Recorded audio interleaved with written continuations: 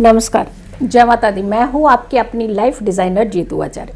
उत्पन्ना एकादशी बहुत ही इम्पॉर्टेंट एकादशी होती है और कहते हैं इस एकादशी पर आपकी ज़िंदगी के हर परेशानी को मुक्ति मिलती है। अगर हम इस व्रत को करते हैं तो हमारा मन भी शांत होता है, हमारे शारीरिक कष्ट भी दूर होते हैं, डिप्रेशन दूर होते हैं। लेकिन इस एकादशी के व्रत को करने से आपके अंदर एक मनोबल आता है। अब जब हम उत्पन्ना एकादशी की बात करते हैं तो कहते हैं इस दिन एकादशी माता का जन्म हुआ था और एकादशी माता का भी आपको आशीर्वाद मिलता है।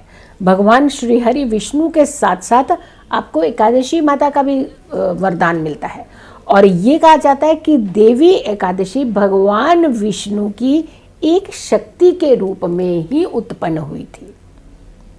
इसके पीछे बहुत सारी कहानी भी है कि वध किया था भगवान विष्णु ने और रूप लिया था, एक शक्ति रूप निकल करके आई थी और उस देवी ने ये वध किया था। यानी बहुत सारी ऐसी कहानियाँ मत हैं कई सारी, लेकिन आशीर्वाद तो आपको एक माता एकादशी का मिलता है, प्लस आपके अंदर एक शक्ति का आह्वान होता है।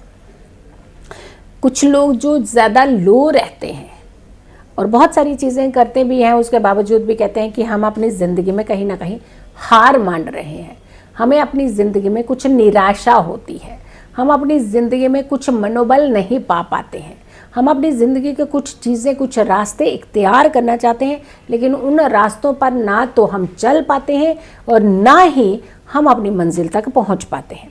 तो उत्पन्ना एकादशी आपके जीवन में कुछ बड़ा बदलाव ला सकती है। तिथि की बात करते हैं सबसे पहले कि एकादशी है कब। हमें उदया तिथि की एकादशी मनानी चाहिए, लेकिन ये तिथि का आरंभ कहाँ से हुआ था? तिथि शुरू हुई है 19 नवंबर को सुबह 10:30 पर और ये तिथि का जो समापन होगा ये 20 तारीख को सुबह 10:42 यानी 10:42 पे ये तिथि समाप्ति की ओर होगी, यानी एकादशी तो वहीं से द्वादशी लग जाती है।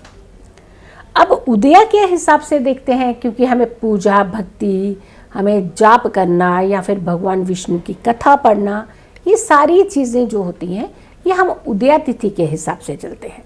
तो उदया तिथि पर ही व्रत रखना चाहिए। जो उदया तिथि मिल रही हो आपको, तो 20 तारीख को ही आपको एकादशी का व्रत रखना है।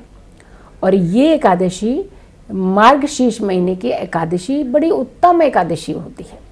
ये महीना ही बड़ा उत्तम महीना होता है। हमारी ज़िंदगी में कुछ अनजाने में हमसे मिस्टेक होती है। कई बार बहुत सारी चीज़ें जो हैं जानबूझ के नहीं की जाती, लेकिन कहीं ना कहीं आप उसके भागी बन जाते हो। आपसे कोई एक ऐसी गलती हो जाती है जिससे सामने वाले को आपने बहुत ज़्यादा नुकसान, बहुत ज़्यादा तकलीफ, बहुत ज़्यादा पीड़ा दे चुके होते हैं। तो उनका भी निवारण आपको उत्पन्ना एकादशी में मिल सकता है। जाने अनजाने में किए हुए पाप से मुक्ति दिलाने वाला व्रत होता है ये। और इसके अलावा अगर आपको मन के अंदर शांति नहीं है, कई बार सुख होते हैं, सुख मतलब सुविधाएं हैं, लेकिन शांति नहीं है आपके पास, आप मन से विचलित रहते हैं, सब कुछ होते हुए भी ऐसे लगता है कि आपके पास कुछ नहीं है, हाई तौबा मचा रखी होती है, तो ये सारी हाई तौबा को भी शांत करने वाला ये व्रत उत्पन्ना एकादशी आपके लिए बहुत ही उत्तम व्रत माना जाता है। यानी जब कोई चीज़ आपके अंदर एक मनोबल तैयार करती हो, जब कोई भी ऐसा व्रत, कोई आपका उत्सव आपको एक सही दिशा की तरफ लेकर के जाता हो, वो हमारा और आपका एक स्ट्रेंथ का कारक बन जाता है। तो आपके लिए उत्पन्ना एकादशी का व्रत रखना बहुत ही अच्छा माना जाएगा। अब करना क्या चाहिए हमें? सबसे पहले तो ये कहा जाता है कि व्रती को सूर्योदय से पहले ही उठना चाहिए। हमेशा ये ध्यान रखिए, चाहे कोई भी व्रत, कोई भी विधि विधान, कोई भी आप उत्सव मनाते हैं, तो आपको हमेशा शुद्धता का ध्यान रखना चाहिए। तो आपको सूर्य उदय से पहले का स्नान आपके लिए तो वरदान साबित होता है। तो सबसे पहले आपको सूर्य उदय से पहले उठना चाहिए और उसके बाद आपको भगवान का ध्यान करना चाहिए, श्री हरि का ध्यान करना चाहिए, माता एकादशी का ध्यान करना चाहिए, क्योंकि शक्ति स्वरूपा थी। तो माता एकादशी का आपको ध्यान करना चाहिए, क्योंकि मुरु नामक राक्षस का वध किया था एक शक्ति रूप लेकर के। भगवान विष्णु से ही उत्पन्न हुई थी ये शक्ति। तो इस शक्ति की आपको बहुत सारा एनर्जी भी मिल सकती है। जब हम इस व्रत को करते हैं तो हमें बहुत सारी पॉजिटिविटी भी मिलती है। तो एकादशी का व्रत जो आपको भगवान का आशीर्वाद भी दिलाता है, आपके जीवन के अंदर होने वाली ऐसी घटनाएं जिसका आपसे कोई लेना देना नहीं है, लेकिन वो घटनाएं आपके जीवन को अस्त व्यस्त कर रही हैं, तो उन सारी ऐसी समस्याओं से भी आपको छुटकारा मिलता है। प्लस आपका मनोबल बहुत स्ट्रांग होता है, आपकी नेगेटिविटी आपसे दूर होती है, आपकी पॉजिटिविटी आपके नज़दीक आती है। आपको अनजाने में किए हुए कर्म जो बार बार सताते हैं, भय दिलाते हैं, वो सारे अनजाने कर्मों से आपको मुक्ति मिलती है। तो आपकी ज़िंदगी के अंदर कुछ अच्छी घटनाएं होती हैं, अच्छे पॉजिटिव पहलू जुड़ते हैं। व्रती को कभी भी एक शाम पूर्व, मतलब जैसे व्रत अगर के आपका 20 तारीख का, तो 19 की शाम को सूर्य अस्त के बाद में भोजन नहीं करना चाहिए। उन्हें मांसाहारी से तो बहुत ही दूर रहना चाहिए। किसी भी तरीके का नशीले पदार्थों का सेवन नहीं करना चाहिए। रात्रि का भोजन तो बिल्कुल भी नहीं करना चाहिए, एक संध्या पूर्व वाली बात कर रहे हैं। और दूसरा, अगर आप पूरा दिन व्रत रखने के बाद शयन नहीं करते हैं, यानी दिन का शयन नहीं करते हैं, तो आपको और भी लाभ मिलता है।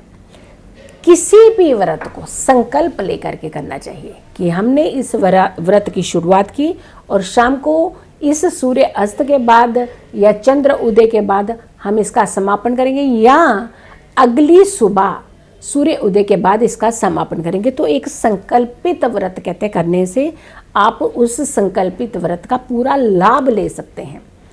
और उसके बाद आप अपना द्वादशी पर इसका पारण भी करना है, और द्वादशी पर भगवान का नाम लेते हुए, श्री हरि का नाम लेते हुए आपने दान दक्षिणा ज़रूर देनी है। किसी भी कन्या को आपने सहयोग करना है, उसकी एजुकेशन में, हेल्थ में, उसकी फाइनेंशियल कंडीशन में, या फिर किसी कन्या, ऐसी कन्या जो सामर्थ्य नहीं है जिसके माता पिता में कि अपनी कन्या को बहुत अच्छे से आप शादी कर पाएँ, तो उसमें आप थोड़ा सहयोग कर सकते हैं।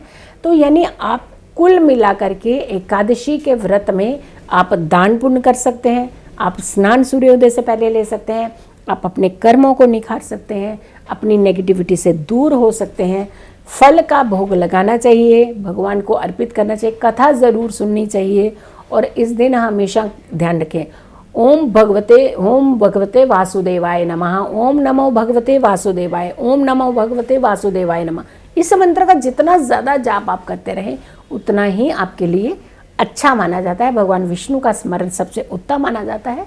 और एकादशी पर आपको ये सारे विधि विधान ज़रूर करने चाहिए। दिन का शयन हमेशा त्याग देना चाहिए, तामसिक चीज़ों से दूर रहना चाहिए, किसी की निंदा नहीं करनी चाहिए, किसी को सताना नहीं चाहिए, किसी को अपशब्द नहीं करना चाहिए, बड़ों का आदर करना चाहिए, गुरु रूपी व्यक्तियों का आशीर्वाद लेना चाहिए। नित्य अच्छे कर्म करने से ही हमारी जिंदगी के सारे कष्ट दूर होते हैं। तो इस वीडियो को आपने बहुत सारे लोगों तक ज़रूर पहुंचाना है। अगर आप लोगों ने अभी तक मेरे चैनल को सब्सक्राइब नहीं किया तो ज़रूर कीजिएगा, वीडियो शेयर कीजिएगा।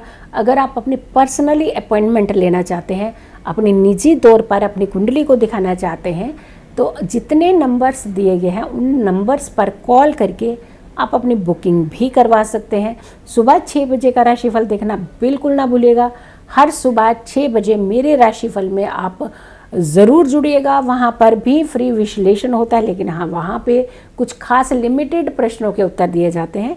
तो आपने खास करके मेरे YouTube चैनल की हर वीडियो को ज़रूर देखना है। खुश रहिए, स्वस्थ रहिए, पॉजिटिव रहिए। पॉजिटिव रहते हैं तो हर समस्या से हम दूर रहते हैं। जल्दी हाजिर होंगे एक अच्छी वीडियो के साथ। तब तक के लिए नमस्कार।